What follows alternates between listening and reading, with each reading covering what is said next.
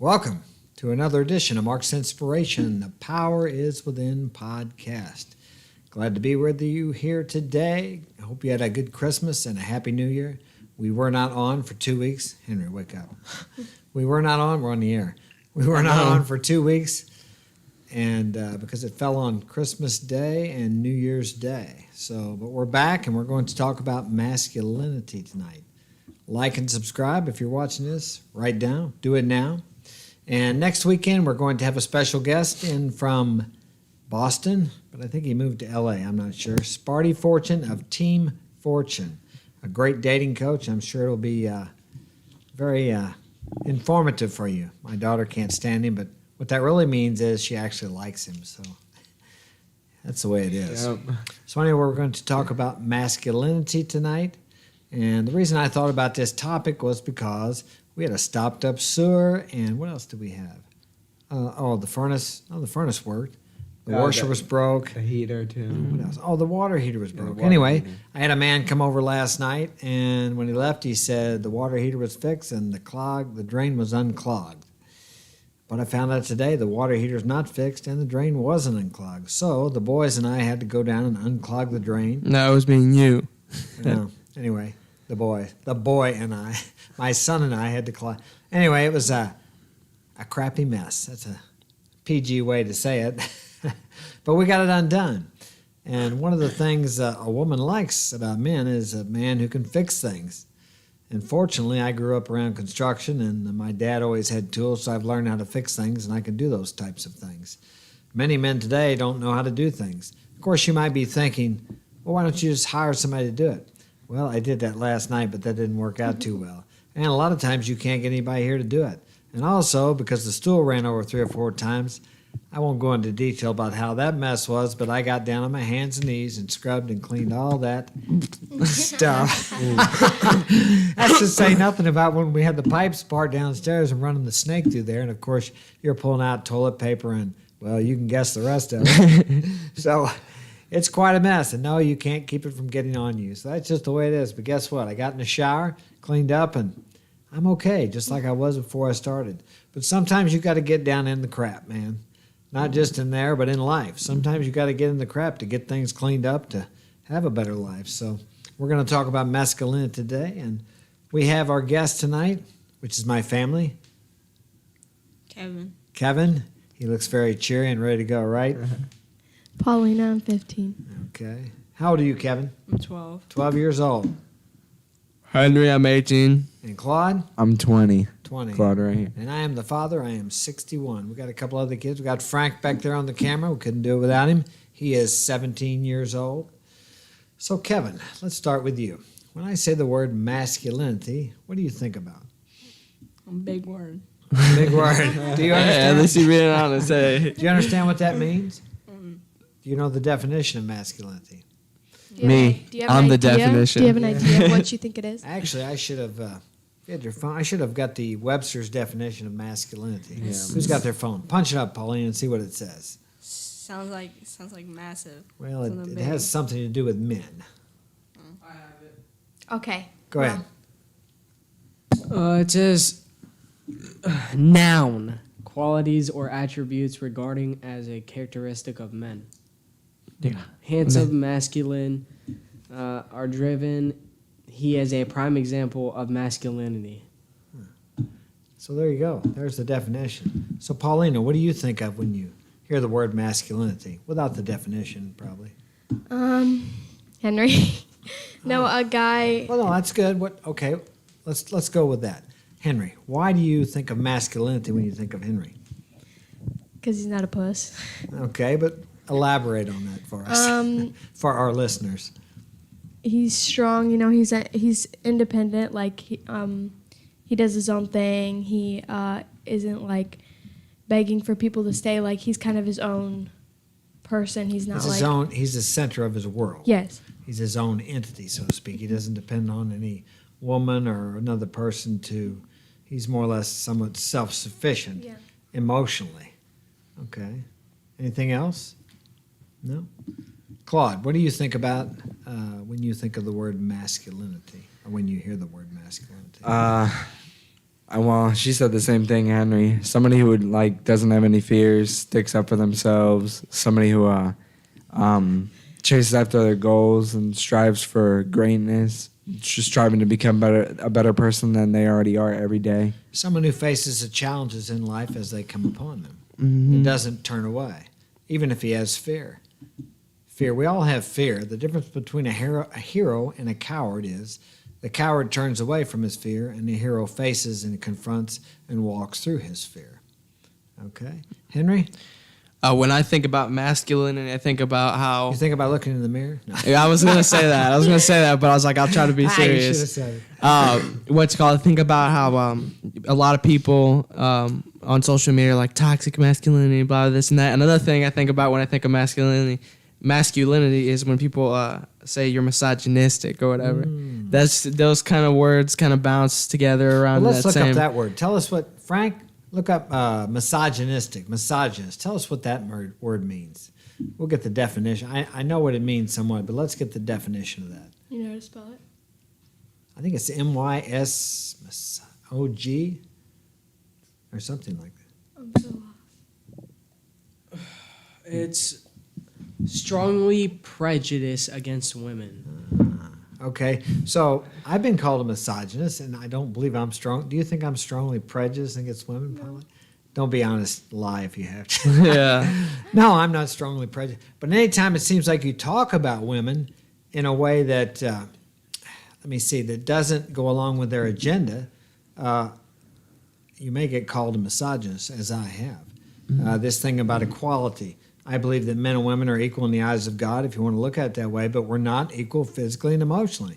If we were, the women would be fighting on the front lines in our wars, and they don't.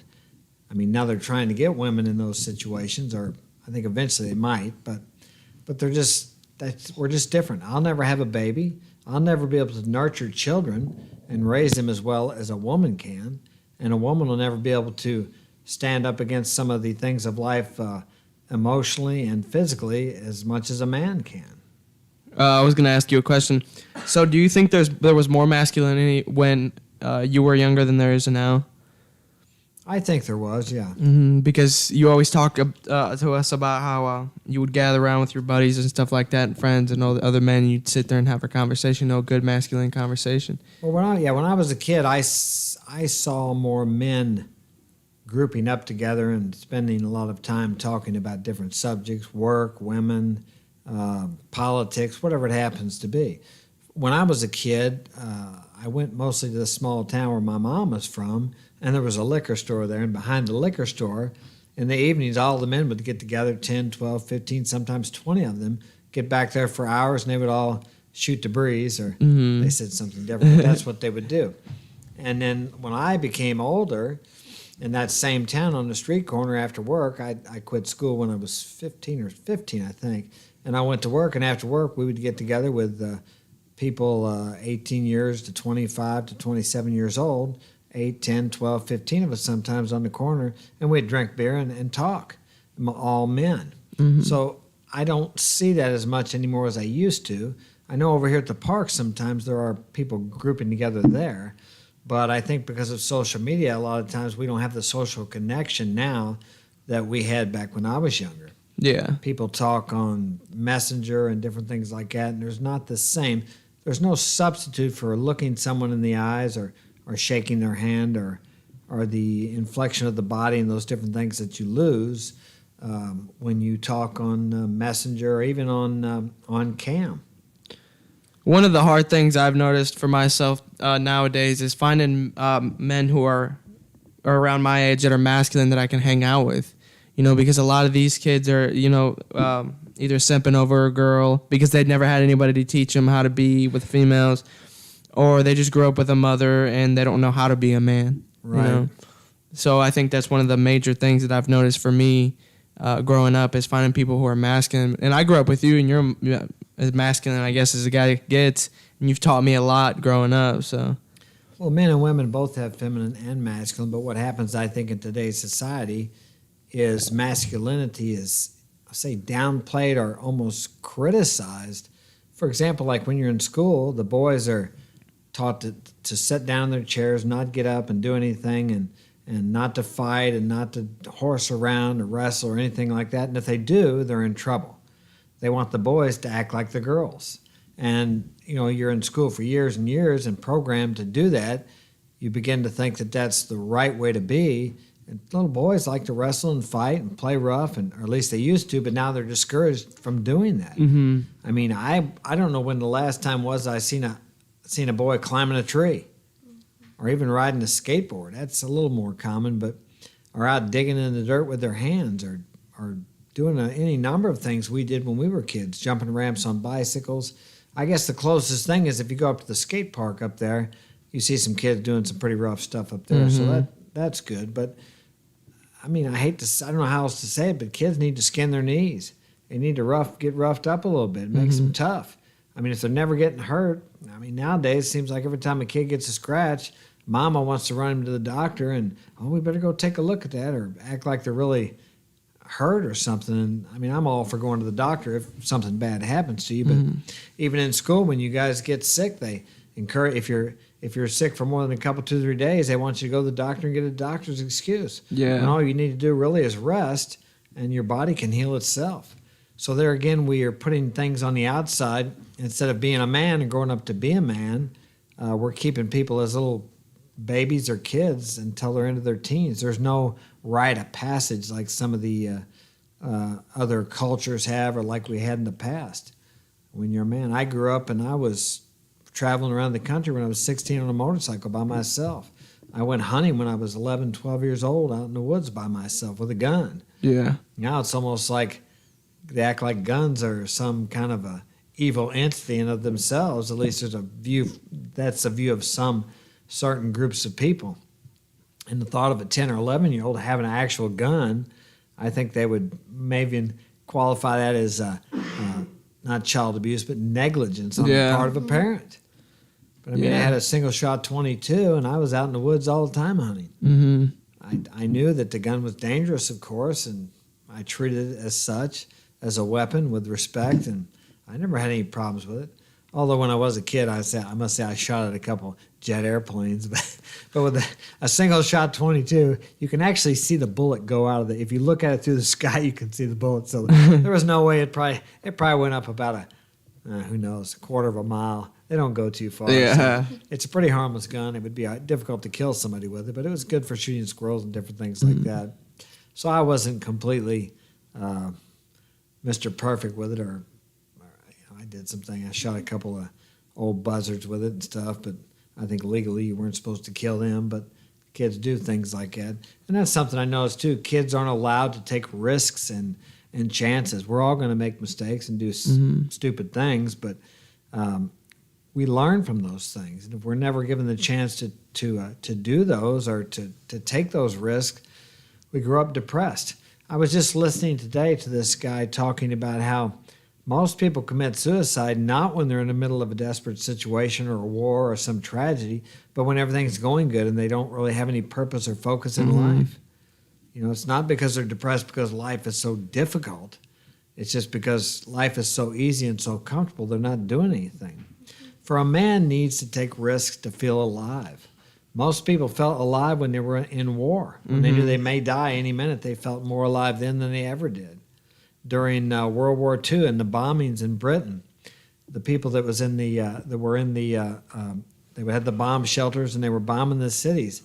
They felt more alive and more a part of a social connection there than they ever did any other time in their life, when they could have died any minute. And that's part of the problem here now. We have no connection, even though we're all connected in the media. We have no social connection, nothing to draw us together. And that's part of the reason this guy was explaining that we have these two groups of people. We have one group that thinks everybody should go and do what the medical society is telling us to do now. They're bonded together because they were kind of bored and they have no purpose, and they're pushing for everybody to do that. When we have the other group of people who have a vision for their lives and a purpose for their lives, and they don't need something to cling on to and group together, as where this one part, it's like having a common enemy. If people get a common enemy, which the enemy in this case would be the people who are not following the guidelines of the medical professionals right now. Okay, that would be the people who are considered the enemy, and the other part of the people who are following the agenda of the majority of people, or at least they portray it like it's the majority of people. Now, men, and back to masculinity, a man has a vision, he has a purpose, so he doesn't get caught up in this group think, let's call it that. He makes his own decisions, he thinks for himself and decides what's best for him and his family and ultimately the society. But he doesn't just buy everything on face value. He thinks for himself. He contemplates situations. Most people don't think. They think, but what they actually do is they regurgitate what's been told them by the news, by the authorities, by politicians.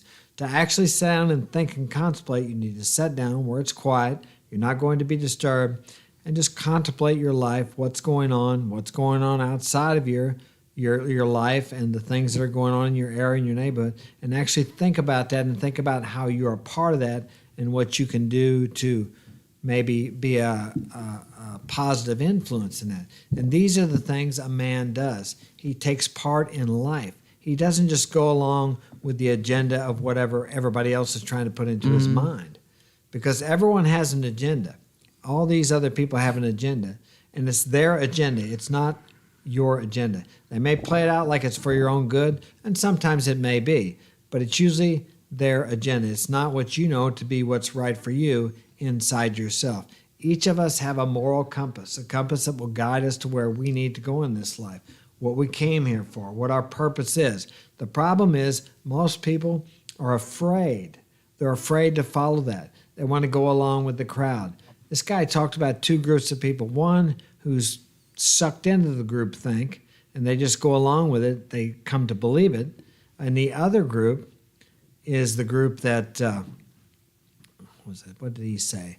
The other group is a group that doesn't really agree, but they go along because they want to get along. They don't want to cause any waves. They don't want to be a problem. And then we have the other third. There's like two-thirds. That was the two-third. The other third is the masculine people, the men who don't want to go along with it. They have their own mind, their own thinking, and their own beliefs. They choose to live their life as they want to live it, not because some group or a person or a dictator or whoever it happens to be tells them they need to do this or that. They evaluate things, and they research, and they look at different things.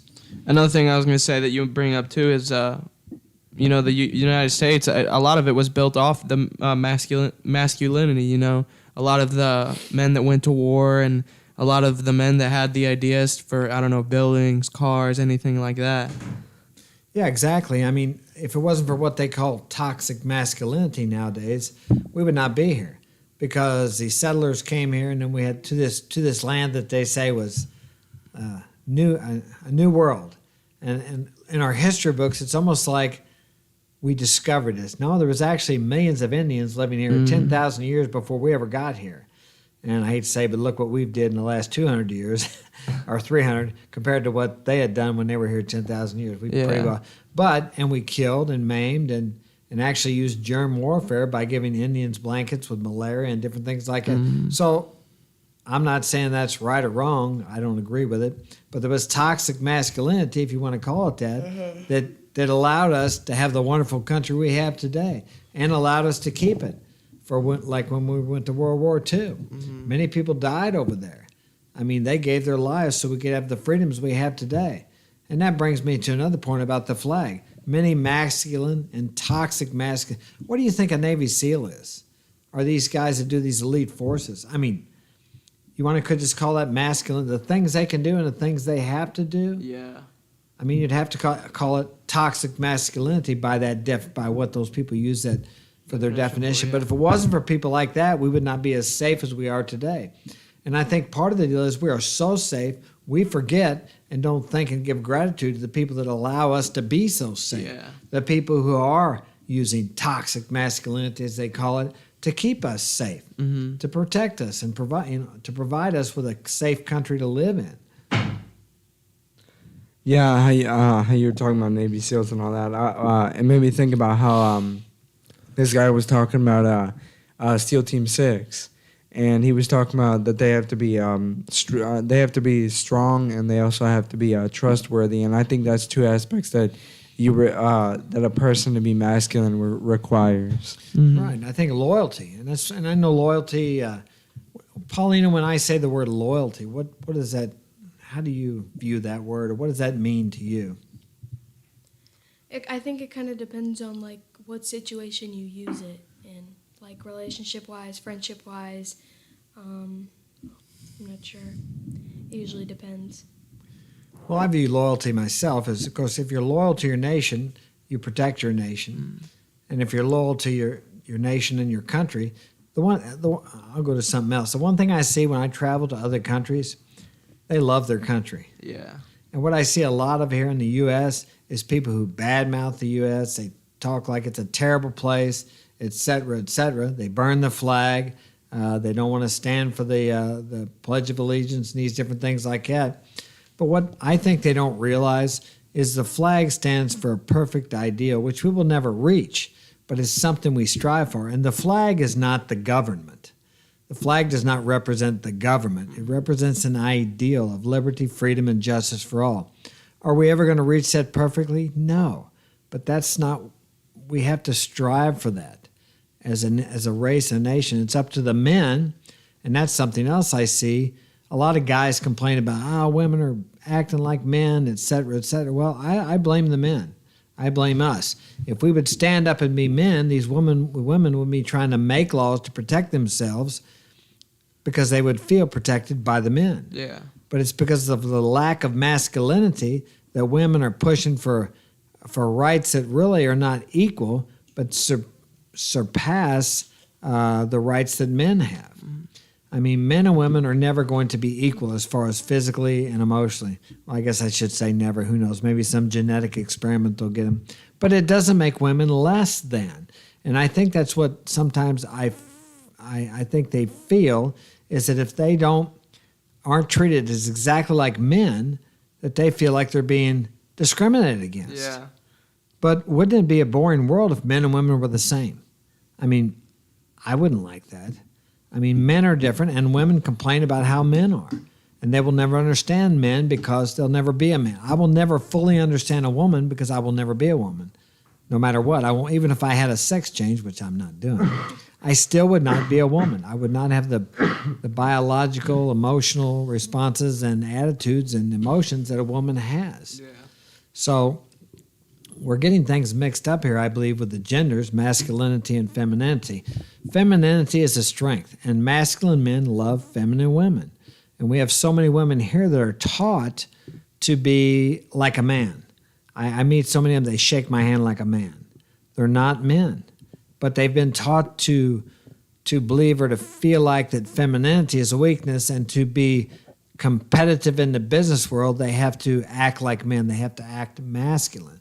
And the reverse is true. If you look back through history, look how many women were able to manipulate men, great leaders, and actually brought them down, or some actually encouraged and helped their husband or boyfriend or lover, whatever, to soar to great heights using their femininity. Now, there's nothing wrong with manipulation if it's used for good. The word itself sounds bad. Manipulate sounds bad. But you could call it coercion. That doesn't sound any better. But when a woman stands behind a man and helps him, moves him towards his goals and encourages him, a feminine woman, it enhances his masculinity, and it causes him to be able to reach for more, to grasp for more, to take bigger risk, because he's got a certainty in his relationship with his woman. Even though he doesn't depend on her, she can really empower him with her femininity. Yeah, a question I had for you was, it was like, when and why do you think that, like, how they say that a lot of masculine men, that's kind of like a dying race, like, it's becoming extinct. Why and when do you think that started happening? Well, I can see it most when the women's liberation started in the 60s. Of course, I was born in 1960. I know you guys think I'm like, 40, but yeah. Anyway. It started in the 60s a lot, of course, when women got the birth control. Then they have complete control of the birth. And then as time went on, they started making laws. Part of the problem was there was a time when women had no rights at all, which is, I don't think that was good either. but the pendulum swings. At one time, it was way over there. Women had no rights. The rule of thumb, as many people don't know, was that you could beat your woman. That was back in the early 1900s, I think. You could beat your woman with a stick as long as it was no bigger than your thumb. Of course, that's pretty cruel. So that's when the pendulum was way over this way. Well, now it's swung back the other way, where if a man and woman are married, the court system is so involved in the family that if they have a disagreement and the woman gets emotional, which women do sometimes, and they don't think logically when they really get emotionally upset, they call the police. I've seen this happen. And the police come there, and the woman in Missouri and some of the other states, when the police come called on a domestic, one of them has to go to jail. I think it's the way, or they have to leave. I think one of them has to go to jail. I believe they hold them for a while. They have to be taken into custody. Taken into custody. Okay, so, and usually it's the man, because the man, there again, a lot of women want to claim this equality, but they take the man because everybody knows that in general, not always, the man is physically stronger, emotionally stronger, and he can hurt the woman. So right there shows you that it's not equality whatsoever. So they take the man away. Yeah. But they have this power to do that, so they've been given that. And I'm not saying that's all bad and the intentions are good, but the problem lies when a woman gets emotionally and she's not thinking straight. I've seen it where it happens, and the next day, the woman's trying to get the man out of jail. She regrets what she did, but the problem is the state's already taken it over. Maybe she said that he threatened to hit her or something when he may or may not have. But in some cases, they didn't do anything. I seen a man one time that had the crap beat out of him. He knew if he fought back, and he still ended up going to jail. See, but now the only thing you can do there is try to avoid relationships like that. But sometimes people change after you get married. I don't know, maybe she started drinking, or I've been with women that started using drugs and drinking, and they don't think right, just like men too. Men don't think the same when they're drinking and using drugs as they would if they stayed off of that stuff. So to put that type of power in someone's hands that gets emotional and acts a lot of times on emotions, and I don't know if you guys know, but a lot of times when the woman's time of the month, I've been with a lot of women and had long-time LTRs, and they'll tell you, they'll go nuts on you for something. They say, oh, don't pay no attention to me. You know, it's my days. It's my time of the month. Just forget everything I said. They know that they're having a hard time because their hormones are going up and down. Now, that's not all women, but that is in general. Most women have a difficult time controlling their emotions in. So we have given them this power, and what happens is, and I think they should have every right and every power if some guy's beating on them, but a lot of times that's not the way. At least here, a woman can go up to the police or the judge and say that her husband threatened her. She'll get an ex parte. He's out of the house. And then he has to prove he didn't do something, which is damn near impossible. And that also goes on his record. Mm-hmm. Now, the woman may regret it later, but once it's on there, it's there. So the man has got his reputation marred. And a man's reputation is very important, as you guys have seen with the Red Table Talks and Will Smith. Jada has really, how do I say, I don't want to blame her, and I don't want to blame anybody, but I'll say it this way. That situation has really changed the view a lot of people have of Will Smith. I'm not walking in his shoes. I don't know what's going on. Were I in his shoes, maybe I would do the same thing. I can't say, but from the outside looking in, it really looks like he's simped out. Now, like I said, I don't know if he has. I'm not saying that he has, but that's what it appears because of the way things have been going in that situation. Yeah. So a woman really has the ability to raise up your strength and actually make you feel more masculine and more able to conquer whatever's in front of you. She also has the ability, if you're connected with her in a romantic relationship, to pull you down and make you look not so good. Yeah. Yeah, what, like how you were talking about how like the pendulum swings. What could you do to bring it back? Like, what would you suggest to somebody to bring it back, like without having to beat the shit out of a woman? Well, exactly. We don't want to go there, of course. Yeah. Men need to start being men, but really it begins within each of us. We need to, first off, stand up for ourselves, which doesn't mean fight everybody. Every man should be able to stand up for his woman and his family. If you're out with your woman, let's say you get married and you're out with your wife and kids and an assaulter comes up to you, you should be able to protect your family. Okay, most men can't do that. They've been taught, as you guys know when you're in school, they teach you if someone tries to hit you or beat you up to cover up. They don't teach you to defend yourself. Actually, they discourage that. They tell you if you defend yourself, you will be kicked out of school. You will be punished for trying to defend yourself, which is exactly the opposite of what our country does. If somebody attacks us, we destroy them somehow. Yeah. You know, we go after them. So this is kind of ironic that they do that. But men have to be able to stand up for themselves. As you guys know, I told you, don't stand there and cover up. You defend yourself. And as well, you should be able to defend your woman. But if they're teaching this in school, and some of these boys don't even have parents, they're living with their grandparents, or some don't have fathers, or some have fathers that aren't very masculine, nobody teaches them how to stand up for themselves, so they listen to the authority figures, which in this case are the teachers, which are 99% of the time women. And so they grow up being unmasculine or not able to protect themselves and their families.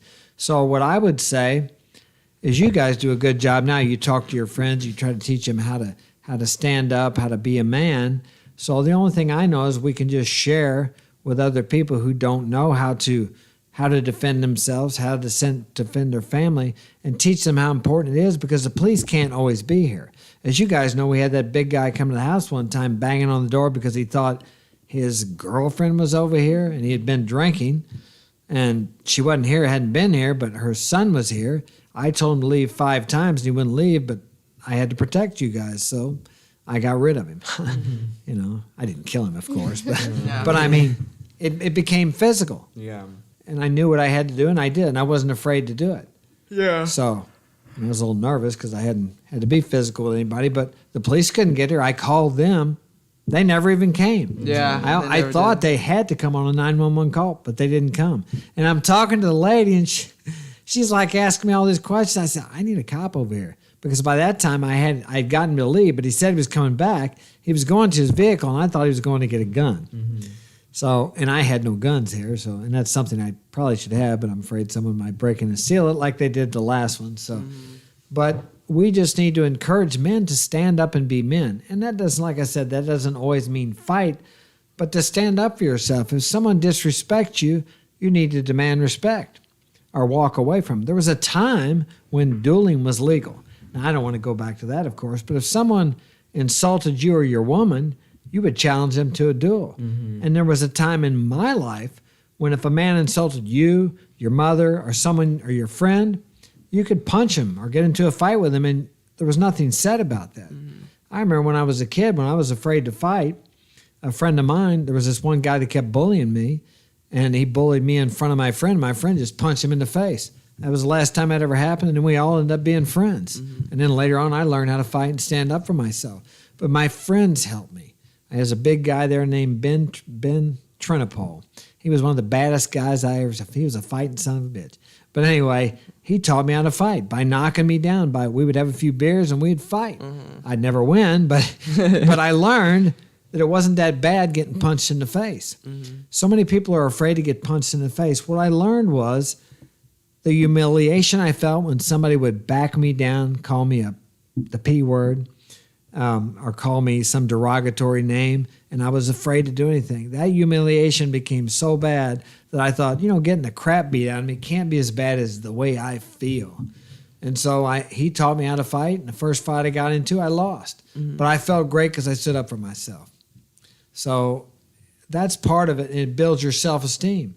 There are many gyms. You can go to a gym and learn how to box or learn some kind of martial arts, something to give you some confidence. And for the young men that are out there trying to want to get a nice girl, women are attracted to confidence. Women are more attracted to inner strength than they are the guy with the beautiful body. Correct or not? Correct. Yeah. So that's what I would say to help your friends. Encourage them to go to a gym, to get strong, to become confident by learning to fight. Wrestling. You did wrestling, Claude. How did that help you when you learned how to wrestle? Well, I would always get nervous during wrestling matches, but the minute that when you were in boxing, once you get punched, that fear goes away. Well, as soon as you shake hands with that person, you get your arm around their neck and you're holding their arm and you guys go down, then it's so, the fear completely goes away. everything gets you're just focused on winning. You're focused on the main task because most of the time they wrap their arms around your waist and slam you down on the ground. But after that, there's no fear. You're just focused on beating that person. And the thing is that, like, I really like physical sports. That's why wrestling's so fun. There's, like, all kinds of wrestling, but wrestling and football, those are some good sports. Like, if you don't want to have to, like, if you don't want to be afraid without having to physically fight somebody, take up wrestling. It's a physical wrestling sport. That's a good point. I didn't think about it. Any kind of physical contact sport like football. Every Sunday we would play football. We'd play sandlot football. Everybody, didn't make no difference what way. We had no gear, and every time I would get hurt. Somebody would really get hurt, but we played, and then you're not as afraid. Yeah.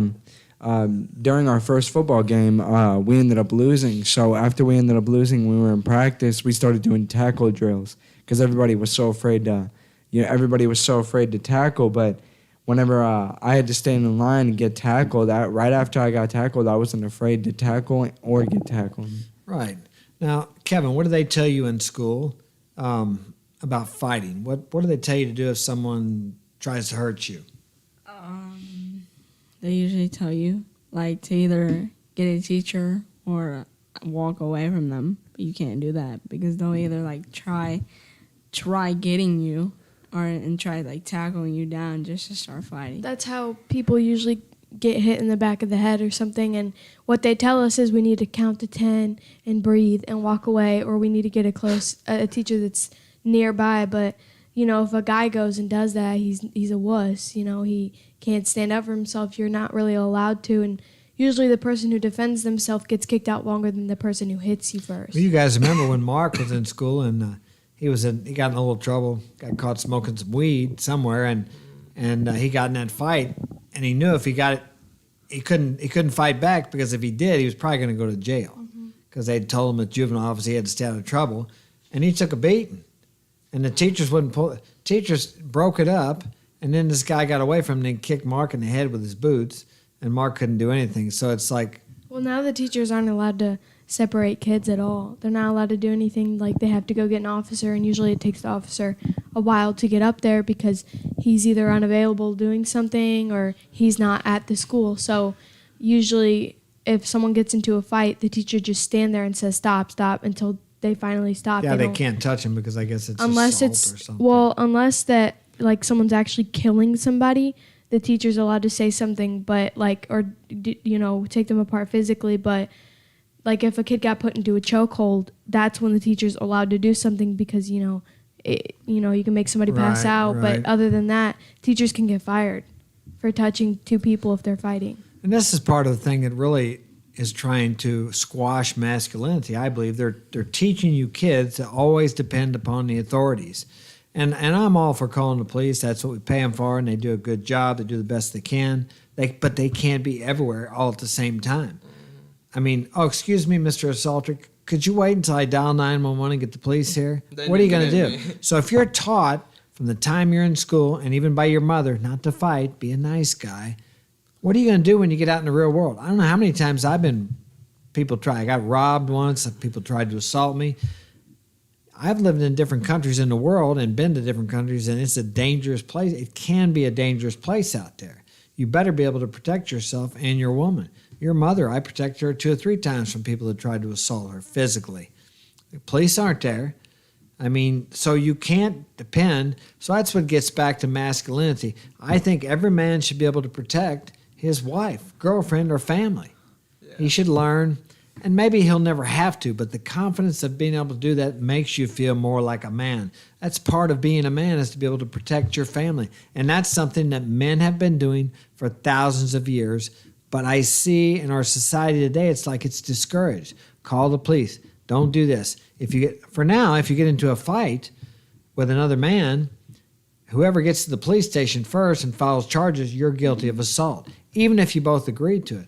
Like I said, back when I was young, I get fights all the time. There wasn't any of that. So I see where they're actually trying to discourage, which I believe is masculinity. Not that masculinity is only fighting, but that is a part of it for a man to be able to protect himself and his family. You have to be very careful about that, how you go about that. I would almost have to let someone hit me first before I hit them back. But if they were threatening you guys, and like this guy out here that came at time, I didn't wait for him to hit me. But I asked him to leave at least 5 times. He wouldn't go. He was a threat to you guys, to my family. And as I said, men need to be able to do that, and that makes them feel more confident in themselves. Men lack confidence today because so many of them are growing up in a society where they're told to be passive. Men are not naturally passive. Yeah. I mean, boys from growing up like to fight, they like to wrestle, they like to carry on, they like to climb trees, they like to take risks. Now we're so safe in our society, men who want to be men have to actually go out and do extreme sports to get that desire, that need that all men have filled, because they're not allowed to get it in our society today unless you do some type of sport. Going back to that fighting thing, this might be a little bit off topic, but if you get caught recording that video, like a video of the fight, you get kicked out too. I don't understand. I guess once again they're trying to discourage fighting. They think I enjoy that, watching those sometimes. they think that that's a way of allowing it to happen, because usually the kids just stand around. They're like, oh my God, he's beating it. You know, like they do that. So it's like they'll check the cameras to see who was recording the fight. Some kids actually get away with it. I'm one of those kids. I've gotten away with recording a fight video, and they literally go on your phone. Yeah, we would have watch recorded them if we could have back. Yeah, they watch you delete it, and if you refuse to delete it, they confiscate your phone and they put it in a lock, and then they call your parents, and then if the parents give them permission, they have every right to go on your phone and delete it themselves. But usually kids can't do that because they'll get kicked out for 3 days. So a lot of kids get away with it, but other kids just don't, and they usually get in trouble for a couple of days, or they get put in ISS. Well, if they're concerned about that, they should just make you leave your phones at the desk in the morning when you get there and get them home when you bed. I mean, that's what they ought to do if they're concerned about that. If you got your phone and you want to record something, I don't see anything wrong with that. Yeah. Back when you were younger, what would happen if there was a fight going on at school? They'd break it up, send you on your way. You wouldn't get kicked out. Yeah, That'd be about it. It was no big deal. Yeah, the coach would break it up, or whoever, they'd break it up, pull you off each other, tell you to quit fighting, or ask you what's going on, maybe make you shake hands, and that was the end of it. Yeah, I know they make such a big deal out of everything. Everything's a big deal. There was a lot of things back then that were, and I understand their point. They're trying to make things safer and better, but sometimes trying to make something better, you actually make it worse, I think. Sometimes kids just need to fight it out. Yeah, another thing is that there's so many women that are teachers nowadays that, women aren't as strong as men, so it's a lot harder for them to break up a fight. If it's two kids, it's gonna be a lot harder for them to break up a fight. Right. Not to mention they might get themselves hurt trying to break it up. And you don't have as many male teachers now as you did when I was in school. There's maybe like 2 or Actually, 3. even the principal is a woman now. So yeah, most of the time. Are there any principals are female? women. At the middle school, it's 3 women, and then at the 9th grade center, it's a woman and a man, and then at the high school, it's like all men and then 1 woman. I Well, think. then there again, you got your kids are spending most of their time in school. Both parents are working. How much time does the father have to spend with the son? To where and as the father masculine, more truth is caught than taught. So how much time are the men actually spending with their sons? Because masculinity is something that you learn from your parents or from your male mentors. And I don't see as much male mentorship either. Kids are spending their youth before they go to school in daycare, and then after that it's in school, and they're around women all the time. So they somewhat become feminized unless they have a real strong role model, because they're spending most of their time around women. You become part of what you are around. Like you're about to fall asleep over there, Paulina. Kevin did fall asleep. Yeah. Do you have any more comments on masculinity, Kevin? No. Anything in school that you see? What is there anything in school that where you feel like the teachers want you to be like the girls, or you feel like that they don't want you to be a boy, or like on the playground? Is there anything out there that you're not allowed to do that you think, well, why can't I do that? There's just sometimes there's just what is it called? It's like Walking Wednesday. Oh yeah. But we barely do that anymore. If you run on these like rocks or like jump over something, you'll get in trouble. Yeah. So you're not allowed to jump. Mm-mm. Is that just one day or all the time? It's Like, every it's- Wednesday. It's every Wednesday. Like you're not allowed to. You just can't do anything. You just have to walk in a circle. You mean whole on class, the the whole class period? on the playground? Prison. No, and the field, the Clance field. On the Clance field, they have to walk. Well, maybe around. that's. I mean, that could be exercise, I suppose. But I think you guys told but me you're one. not allowed to do anything. You just have to walk. You can't jump over anything. You can hardly play football. You can't play soccer. You can't do. We used to be able to do that, but if the girls can't play football with you, you're not allowed to play at all. If the girls can't play soccer with you, you're not allowed to play at all. with a girl. But then if you tackle the girl and she gets hurt, you're in trouble. So they took tackle off of it, and they just made it toss the ball around. Reminds me of Everybody's a Winner. I was there was this one time we were doing it was like Friday. I was it was like 3-on-3 and I was racing this girl and like I couldn't touch her or anything. I was just like had my hands up. But I know if she like turned around with the ball like dribbling it, it would just be like weird. So Yeah. like I barely But blocked what, her. what would you have done if it was a boy? I would get up on him. Like I would block Yeah? him. Oh, really? I would try like I would try blocking. But why him. didn't you do that with the girl? She probably says something like, "He touched me. He touched me inappropriately." in my back? Yeah. You So, got like- something in your pocket? So like I didn't really block her. So even in school, it seems like you're telling me that the girls want to be treated equally, but If they get hurt. if they get hurt, then- Yeah. is that what you see, Paulina? Yeah, all the time.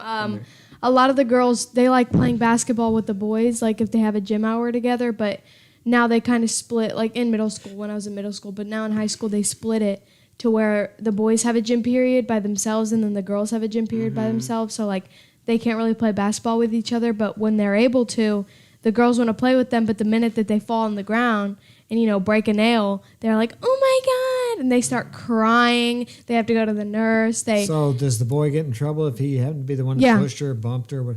What about dodgeball? I think you guys played dodgeball. Not with anymore. girls? I've you targeted used to- a lot of people during dodgeball. Did you play I it with go for girls? one Was it day. co-ed like? Or? Yeah, that was it. I mean, you played boys and girls all at Did once. you ever see anybody get in trouble for hitting a girl with a ball too hard? Oh no! I've I seen have. A lot I of did girls knock in the out Someone hit schools me in too hard with dodgeball. the ball, and they got What's in it trouble. called? as a And then we boy. also had Did. we when I was in school and we played dodgeball.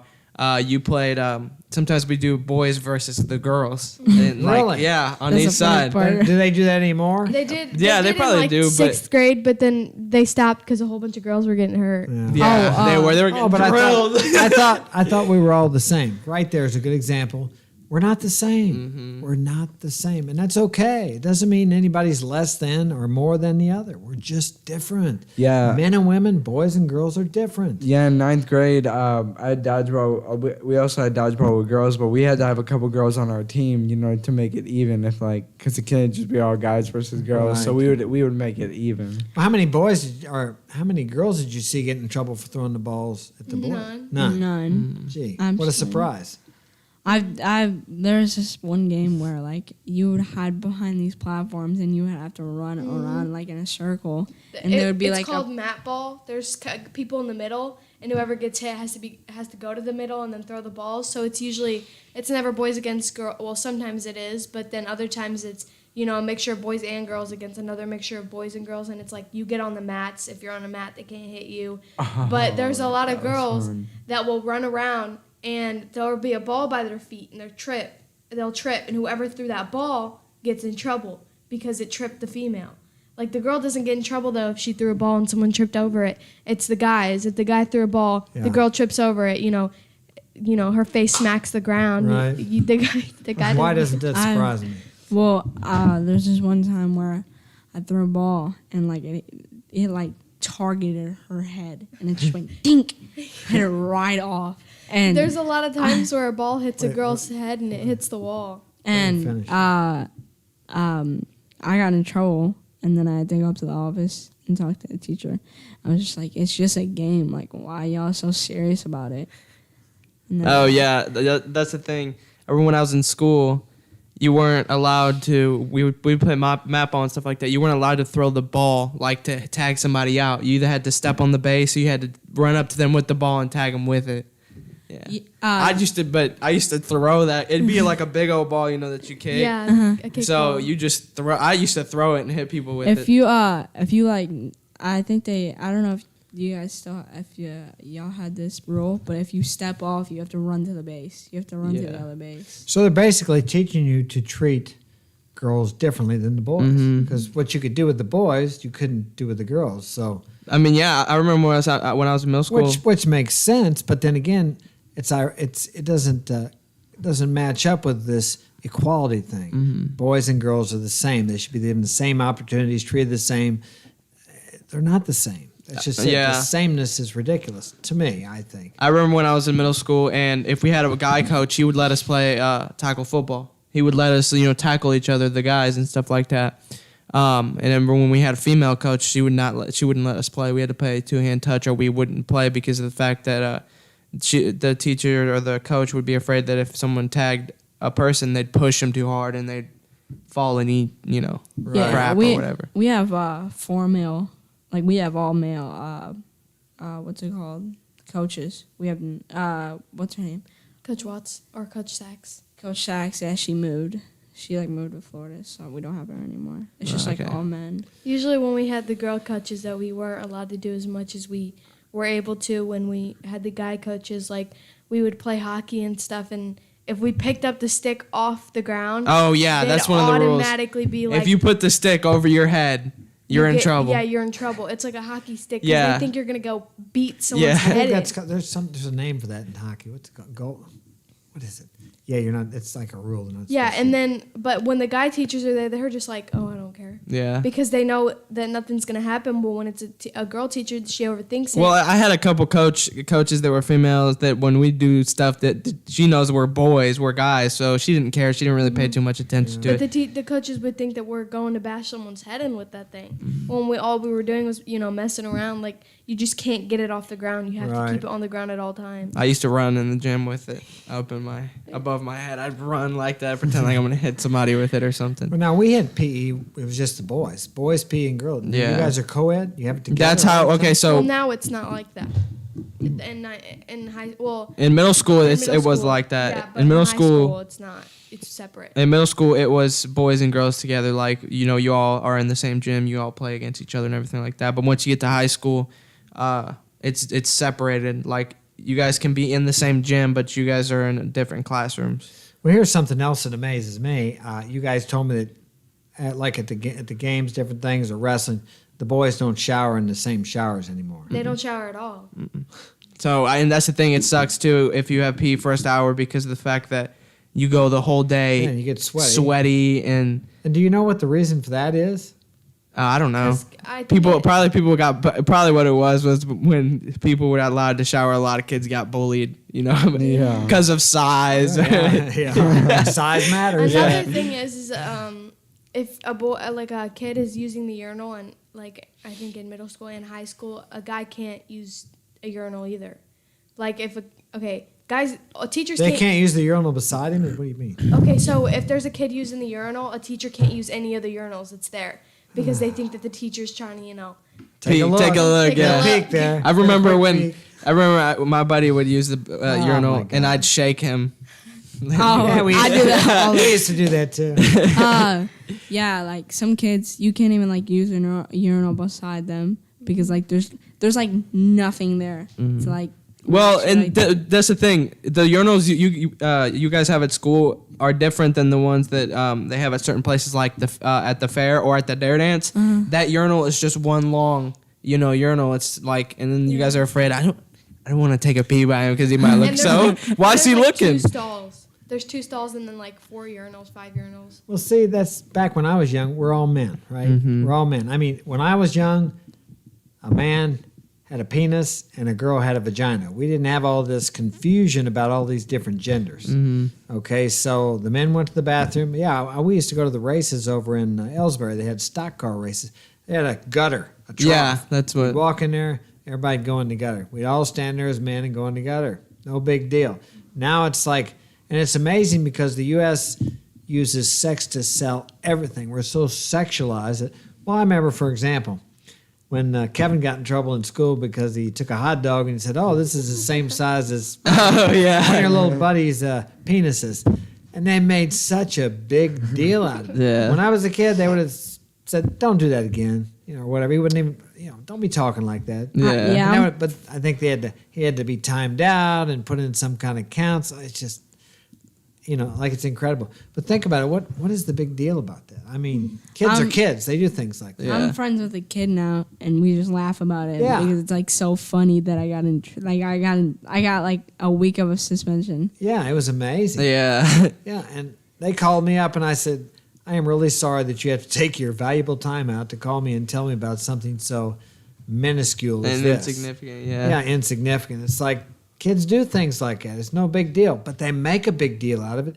And sometimes I think these kids do some things just to get attention. Yeah. Because negative attention is better than no attention at all. Yeah, what was I gonna say? You could tell the difference between a kid who's like masculine and a kid who's not masculine because whenever I used to be in gym, I'd see a lot of kids who like got hurt and all that sort of stuff, and they'd immediately go to the nurse's office. But one time we were playing spike ball, and What is spike ball? I don't know. It's what where, that is. For our viewers who don't know what that is. what you do is I don't know. You hit the ball and usually it goes to the other side, and three people have to hit it before It's it goes to the other. It's like volleyball, but like kind of like reversed. Yeah, You know? you can only hit it once, and then another person has to hit it to keep it going to the other side. Yeah. But I remember one time I went to go get the ball and I slid and I got gym burn all over my arms, and I could have gone to the nurse's office, but I decided to stay and continue playing the game until after the hour was over, and I could feel the fan blowing the wind, feel it on my skin. Well, and I another like thing hell. too is I remember kids used to get doctor's notes to not have to run the mile. You know what I'm saying? Not because they were genuinely sick or something like that, but Right. just because they didn't want to run it. They're soft. And Yeah. won't do it, or- yeah. And which was, With the mile, you have to run it in a certain amount of time. What is the time? Do you know? it depends. It's for boys and girls. Okay, so I think Well, at the middle school, it's the same time for everybody. So 20 minutes, I think that's what, or underneath. no, it can't okay. be 20 minutes. 15. My God, It's I can under walk a mile 15. in No, 12 it's like minutes. 7. It's like you have to get it done in like 7 minutes and 50 something They seconds or might have something like changed that. it by now, though. People are getting softer. It's like it's under. You have to get it underneath 15. or No, you okay, have I to know, do but it. the thing is, Dad's asking what the time you should be getting because they tell you when you're in school. When I was in your grade, I remember the teacher said that the time for someone my age running a mile should be like 7:45 or 7:30 or something like Yeah. that, and which made kind of sense because most people are. But what you're saying is you have to get it done under a certain amount of time, or you don't get, or you get a Or bad. you have to redo it again. Oh, okay. But usually it's different for the girls. If the girls run it and say they get over 15 or something, the teacher lets him off. But if it's a guy and he gets over 15, he has to redo it. He has to get a certain amount of Oh, time. a double standard. I There's can't also believe the that. pacer test. Oh, I hated that. It's basically where it's like You have to run back and forth. Like, okay, so you have to run from one end to the gym in the time that they have play this audio. You have to run from one end to the other in the time the audio goes down, and it counts up. It goes from 1, 2, 3, and after you run back a certain amount of times, if gets you faster it and gets faster and faster. faster, and then eventually you get tired. So then you quit. You give up, and then that's how you get your score. yeah. Yeah, I was like, you had That's to get- hard. You had to get like 74 or Mhm. something. I like. No, you have to get at least 7. Is what the teachers tell you. You have to get Yeah. 7 or Oh, yeah. or you get a 0. So usually the guys they're tryhards. They be getting Yeah. like 80 or 90, and they get put their name on a wall, and like it's like the top 5 people who got the most. Well, I'm surprised they do that, and everybody's a winner society now. But they have to have girls too. Whether it's like say a guy got 80 and a girl got like 40, they still had to put her on. Yeah, there. yeah. But did they put her up at the 80 or put her at 40? They put her up at the 80. What? Okay, so if a girl got 40 and she got like the most as The most out of all girls. most out of all girls, they don't Okay. do girls against boys. They make it to where it's like the top boys and then the top girls. Okay. So if a girl got 40 and she's the highest, she got the highest score out of the girls, they put her by the guy who got 80. Oh, well, that's okay, but they Yeah. still got her marked as 40. Yeah. Yeah. Huh, well, that's I think- fair. I thought think- you were saying they put her up at 80 No. too. I think Brado got like. Brando had the school record. Yeah. Yeah, he got. Oh, really? He got 183. Really? Yeah. That's crazy. That's I was awesome. like, jeez. I saw it like on like the wall, and I was just like, wow. I would I never hated be able to that. do that. It was so hard to do the pacer test. Now, what about this? I know in competitions in school now, there's no winners. Like the talent show. Yeah. You can't win that because it's Oh unfair. yeah, they had a talent show like last night. They had one. They had one last night. So but we it have was, this like, no everybody's a winners. winner society, and here's what happens. The men, masculine men, if they grow up in that, they get out in the real world and they get some rejection. I think you guys mentioned some of your friends, people, they can't take rejection because they grew up in this everybody's a winner, and you get out in the real world, you go for a job interview, you get rejected. You try to go out with a girl that you like, you get rejected. Life is rejection, and you keep going until you come through and get what you want, but you have to face rejection. Yeah. But you're not going to learn to do that if you're growing up in a school system that everybody's a winner. Yeah. Everybody's the same. It's just not the way life is. You're actually programming kids to have some kind of a false idea of how things are going to be. And then what happens, they get out in the real world and they start failing and losing. They don't know how to handle it Yeah. because they're weak. They haven't Yeah. developed any kind of inner strength. That's why we have so many men. I mean, I'm amazed when I hear about these guys being 21, 22, and they're still virgins. They haven't talked to women. They haven't gone out with women. I mean, that was like unheard of back when I was a kid. Yeah. Not that I think everybody should be out having sex, but it's just unusual. It's different than what it used to be. But I think a lot of kids are opting out for porn. Mm-hmm. I mean, any kid of his age can pick up a phone and see things I couldn't even have dreamed people could actually do. Mm-hmm. The biggest deal for me was if I could get a hold of one of my dad's Hustler or Playboy magazines, without him finding out about it. And if he found out about it, I'd get a whooping. I had to stay away from that. So, all right, well, it's been a great show. You guys did a good job. And I want to remind our viewers that Sparty Fortune's going to be here. He's flying in next weekend. It's going to be a great show. Paulina can't wait for him to be here. Be sure to tune in next Saturday at 6 p.m. Central Standard Time. Be some valuable information for you young men when it comes to dating.